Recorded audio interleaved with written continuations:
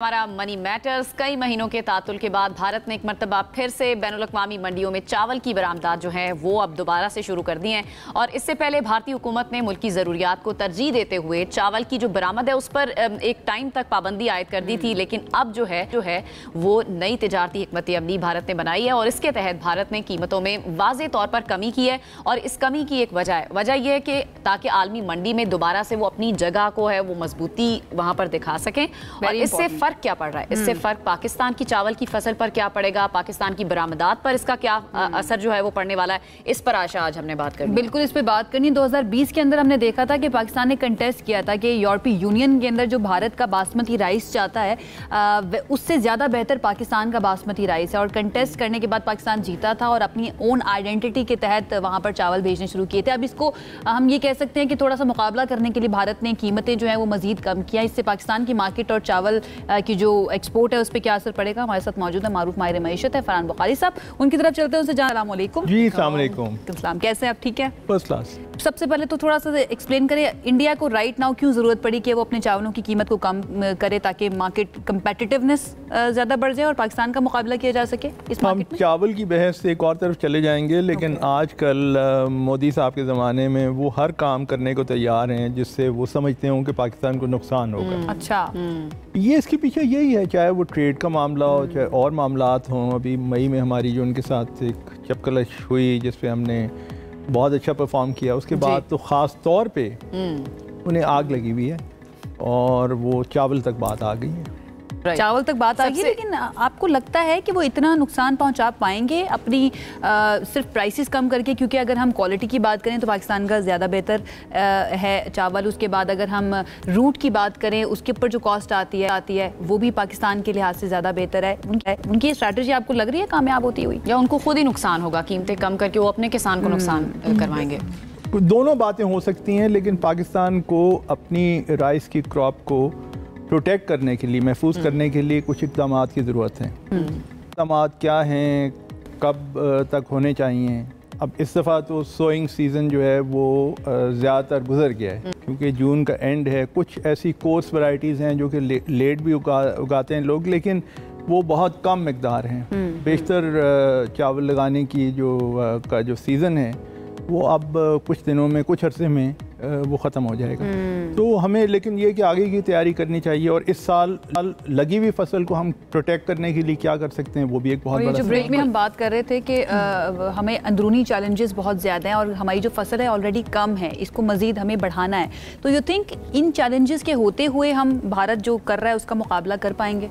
देखिए, सबसे बड़ा चैलेंज तो इस वक्त पानी का है। आज बारिश बहुत ज़्यादा पानी रिक्वायर्ड होता है चावल जी बिल्कुल। आज बारिश हुई है और हो रही है कई जगहों पे, और मैं देख रहा था आपके पहले सेगमेंट्स में इस पर आपने बात भी की। और चावल के किसान आज तो बड़े खुश होंगे, लेकिन ये पैटर्न हमेशा तो नहीं रहता। ज़्यादातर सीज़न में उन्हें इन्हिसार करना पड़ता है या तो बिजली पे या डीजल पे, जो भी हो तरीका अपने ट्यूबवेल्स चलाने के लिए, और उसकी बड़ी कॉस्ट है और फिर पानी का ज़िया भी है।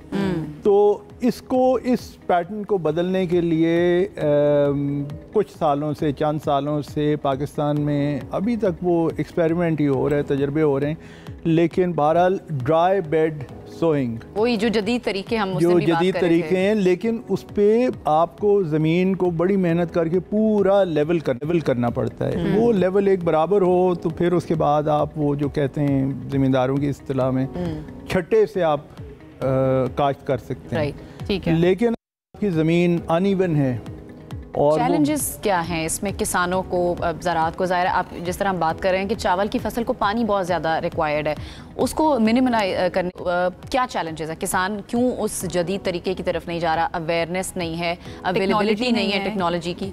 मेरे ख्याल में अवेयरनेस नहीं है, और एक और भी तो बहुत बड़ा मामला है और वो कई सेक्टर्स में है। Who is going to lead the change, leaders of change. वो पाकिस्तान में आपको इतने ज़्यादा नहीं मिलते। मतलब ये कि मजमूई तौर पे अगर इंडिविजुअल केसेस आप देखें तो कहीं कहीं लोगों ने ऐसा किया भी है, लेकिन वो leadership of change, leadership for change. मुझे तो डर लगता है फरहान साहब, पाकिस्तान को ज़रूरी मुल्क हम कहते आए हैं और रीढ़ की हड्डी कहते हैं, कहीं हम खो ही ना दें ये वाली हैसियत जो है, क्योंकि हमारी ज़राअत के अंदर जो चैलेंजेस, दैन सब्सिडीज़ जो दी गई थी, सपोर्ट प्राइस को ख़त्म कर देना, एंड देन अब टैक्स की भी बात हो रही है, तो फिर टेक्नोलॉजी किस तरह से लेकर आएंगे अपनी ज़रूरी मार्केट के अंदर? गवर्नमेंट इस सिलसिले में आपको लगता है कि गवर्नमेंट की कोई तरजीहात में शामिल है या फोकस भी है गवर्नमेंट का? मेरी राय तो ये है कि इस वक्त डेवलपमेंट बजट, और ये अगले दिन मैंने एक सेमिनार पे भी सुना कि हम कितनी सड़कें बनाएंगे, एक एक्सपर्ट यहाँ इस्लामाबाद में उन्होंने सवाल पूछा, या दूसरे काम कितने करेंगे। ये फूड सिक्योरिटी का मामला इतना अहम है कि इसके ऊपर हमें दिन रात मेहनत करनी चाहिए, और दिन रात मेहनत के अलावा जितनी भी रिसोर्सेज है, हमारा डेवलपमेंट बजट जो है वो इस वक्त तो सारा का सारा इस तरफ जाना चाहिए, और फिर तरीके ही बदलने चाहिए। ये प्राइम मिनिस्टर और चीफ मिनिस्टर ट्रैक्टर स्कीम मिसाल के तौर पे ये हम बहुत कर चुके हैं। असल मसला कुछ और है। राइस के सर्टिफाइड अच्छी क्वालिटी के सीड्स आम तौर पे किसानों को नहीं मिलते, वो जाके वो आड़तियों की दुकानों से लेके और फिर वो वही इस्तेमाल करते हैं। पेस्टिसाइड्स का बड़ा इस पे इन्हिसार है, क्योंकि आगे ये बरसात का जो मौसम है इसमें कीड़े मकोड़े बहुत होते हैं, उसमें मिलावट है। आज तक आपने कम से कम मैंने कभी नहीं सुना कि पेस्टिसाइड्स में मिलावट के नतीजे में किसी को।